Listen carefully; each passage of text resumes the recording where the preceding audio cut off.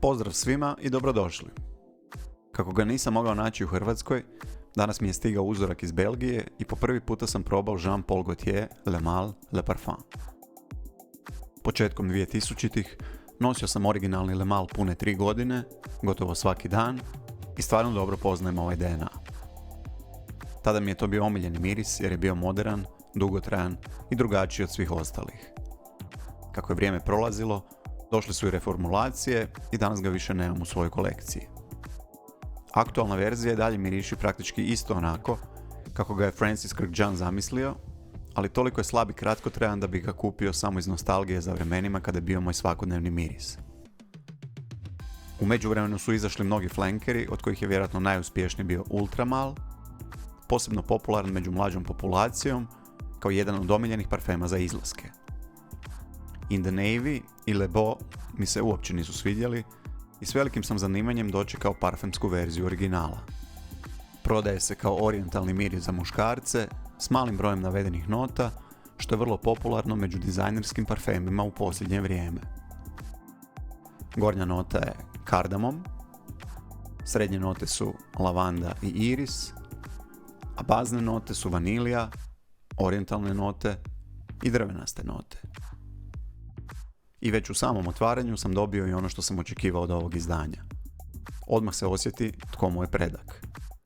Nema tu više svježine mente koja je zamijenjena notom kardamoma, ali lavanda je vrlo prisutna kao i u originalu. Zadržan je osnovni Le Male DNA i na njemu je izgrađena modernija, tamnija i slađa verzija koja ide u korak s mnogim aktualnim, slađim mirisima raznih dizajnerskih kuća koje se baziraju na noti vanilije. Točnije na noti sintetičkog vanilina koji se koristi u dizajnerskim izdanjima s obzirom na izrazito visoku cijenu prave, prirodne vanilije. Ako usporedim originalnu verziju, Le Parfum i Ultra Male, Le Parfum bi svrstao točno u sredinu. Između originala koji je bio puno svježiji i prezentniji, dok je Ultra Male dosta slađi i puno intenzivniji.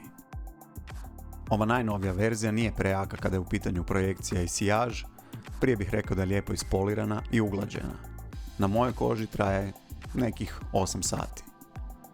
Cijenim to što ovaj miris nije linearan, već se nekoliko puta mijenja i spretno prelazi s faze u fazu tijekom nošenja. Osobno preferiram drugu fazu, koja nastupa nekih sat vremena nakon nanošenja.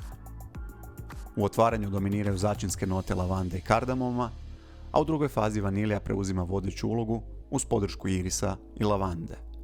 U drydownu završava kao ugodan, kremasto-drvenasti i lijepo zaokruženi miris.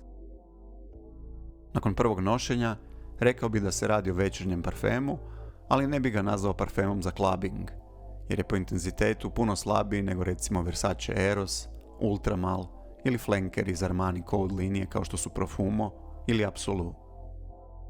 Prikladniji za neku finu večeru ili sofisticiraniji izlazak, jer i generalno smatram kako je ovo miris za malo zrelije muškarce.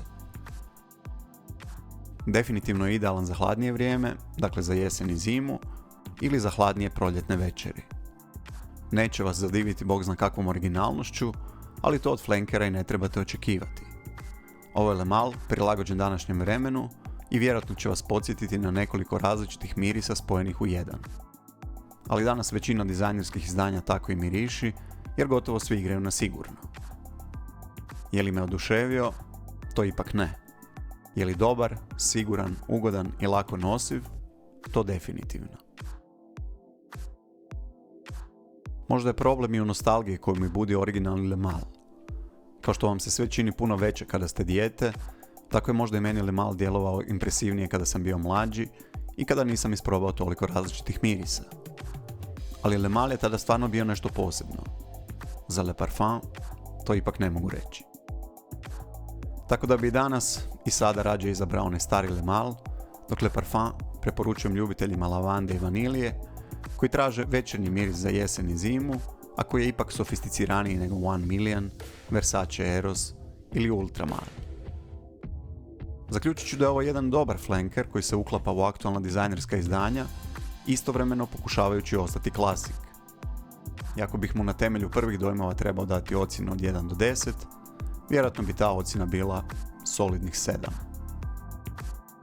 Toliko od mene za danas, lijepi pozdrav, čuvajte se i vidimo se uskoro.